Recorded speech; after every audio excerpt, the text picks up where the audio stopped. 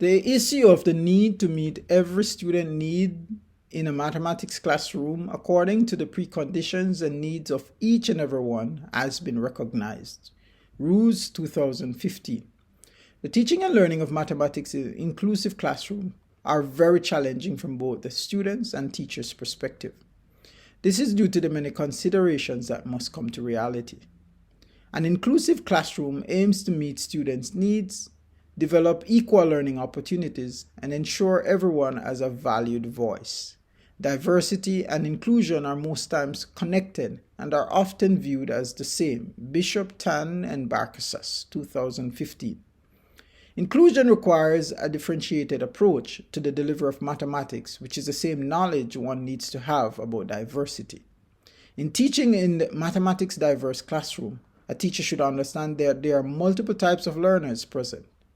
Fredrickson and Klein 2009 stated that teaching is interesting because of the diversity among students, but it is only possible because of the similarities among students. I don't necessarily agree with this statement, which is suggesting that though there is diversity within the classroom, teachers can deliver the same instruction to all students. The greatest and most noticeable impact of lack of inclusion is that the number of low-performing students in mathematics education increases. Valero in 2012 argued that when a student is challenged in his or her ability to cope, participate, or succeed in mathematics education, that this is not a characteristic of a learner, but it is an impact of how the stakeholders view and interpret specified students. As a mathematics teacher, I believe that students' incapabilities in mathematics are a reflection of how instructions were delivered to them. Gunn in 2018 recommended practices for teachers to create a school-wide growth mindset.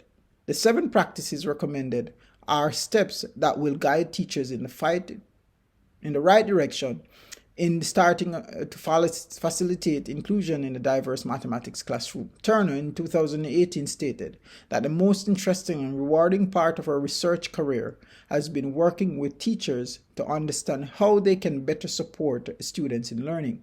She was suggesting that becoming members of professional learning communities, which will reward us immensely as educators in our fight to meet the diverse needs of students in mathematics education. In conclusion, inclusion for all learners in mathematics education that is overwhelmed with the diversity of learners can only be met through a positive change in mindset and an invasive change in action. Hello, my name is Michaela Markham, and I will be addressing equity and inclusion within the South Kitsap School District. Equity in the South Kitsap School District is an emerging topic of conversation and has been recently developing in their schools. Dr. Mona Johnson, who is the Executive Director of South Kitsap School District's Wellness and Support Organization, defined equity in schools as meeting students where they are coming from and addressing individual student needs based on diverse backgrounds. Dr. Johnson has been working alongside South Kitsap School District Superintendent Tim Winter. Together, they implemented equity training for all staff this past fall. The purpose of this implemented training was to establish equity committees at the school buildings across the district. After committees formed, their work pushed Winter to produce Operational Expectation Number 16. Operational Expectation Number 16 is the district's plan to implement and achieve equity in schools district-wide. The expectation document states that the South Kitsap School District will be enforcing the following. Number 1, respect. All students and staff will be treated with respect and equity, void of any discrimination. Number 2, classrooms. Teachers are required to create an educational classroom that extends equal rights to all without discrimination. Students are provided a school and classroom environment in which they are free to learn and encouraged to accept themselves and others with dignity and respect. Number 4, staffing. The composition of staff will reflect the cultural diversity in the district. Number 5 is education will be provided to all students and include appreciation and respect for human individuality and cultural differences and the cultural contributions that make up our community. Number 6, training. All staff will be participating in yearly training in order to maintain equitable and inclusive teaching practices to then be implemented within the classroom. The South Kitsap School District, while still grappling with equity and inclusion, is putting its best foot forward in order to achieve its goals of equity and inclusion. The Bill and Melinda Gates Foundation has stepped up in order to support the South Kitsap School District community and reinforce diversity, equity, and inclusion by committing to a grant for the district. The purpose of the grant is to create a connected learning environment that provides and/or leads to industry-based technology certifications. The Gates Foundation is founded on the premise that people everywhere, regardless of identity or circumstance, should have the chance to live a healthy and productive life. They are working towards a future that is more diverse, equitable, and inclusive for all. South Kitsap Public Schools is committed to this statement, providing all students and stakeholders with an equitable learning experience to ensure that no student is left behind, regardless of any and all circumstance. I'm Patrick Grandison, and my contribution to today's board meeting will focus on the importance of diversity and inclusion as means of facilitating representation in STEM education for Black learners.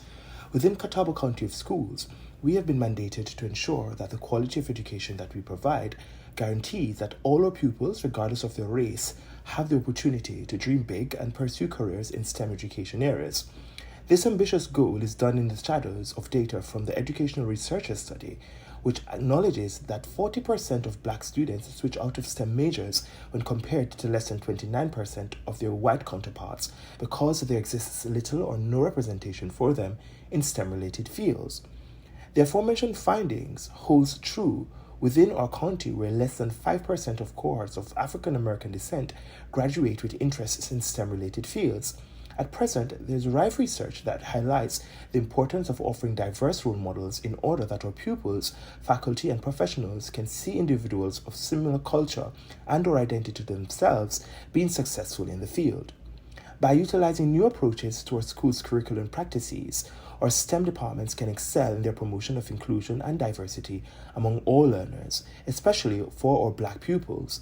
STEM education lacks diversity and often excludes minority groups. Sue postulates that having minority groups' inclusion and opinions included within a school's syllabus aids in stimulating cognitive complexity among majority opinion members and eliminating microaggressions.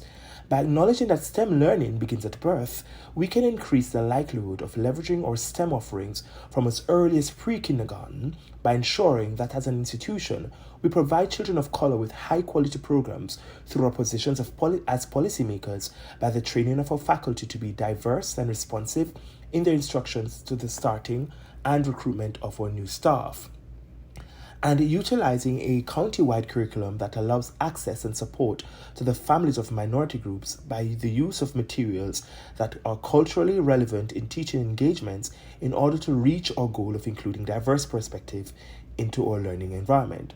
As the only Black mathematics teacher in my elementary school district, and with the skills that I've gained through interaction with the course content of teachers or professionals, it has become apparent that by effecting social change within this county through the proposal of a SMART goal, we can directly impact the lack of diversity and inclusion in our county's STEM programs, which will be valuable to both our teachers and our pupils in the long run.